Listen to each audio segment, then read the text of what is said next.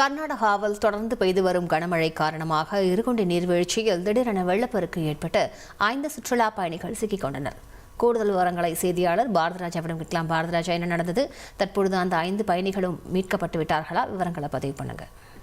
கண்டிப்பாக கர்நாடகாவில் பருவமழை தீவிரம் அடைந்திருக்கிறது. பருவமழை வழக்கமாக பாத்தீங்கன்னா ஜூன் மாத தொடக்கத்துல இருக்கும். ஆனால் 2 வாரங்களுக்கு முன்பே தொடங்கி தற்போது கனமழையானது பெய்து வருகிறது.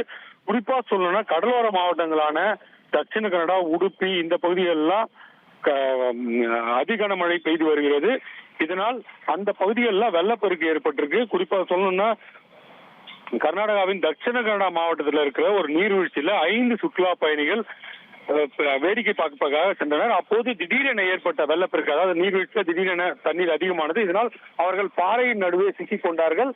அவர்களை தேசிய பேரிடர் மீட்பு படையினர் தற்போது மீட்டிருக்கிறார்கள் என்பது பத்திரமாக மீட்டிருக்கிறார்கள். இதே போல இன்னொரு சம்பவம் பெலகாவி மாவட்டத்தில் நடந்திருக்கிறது. கனமழை காரணமாக வீடு இடிந்து விழுந்ததில் 3 வயது சிறுவன் உயிரிழந்திருக்கிறான். தொடர்ந்து கர்நாடகாவில் அடுத்த 5 நாட்களுக்கு கனமழை, குறிப்பாக கடலோர மாவட்டங்களில் ரெட் அலர்ட் எச்சரிக்கை விடப்பட்டிருக்கிறது. உள் மாவட்டங்களில் ஆரஞ்சு அலர்ட், உள் மாவட்டங்கள் 8 மாவட்டங்களில் ஆரஞ்சு அலர்ட் எச்சரிக்கை விடப்பட்டிருக்கிறது.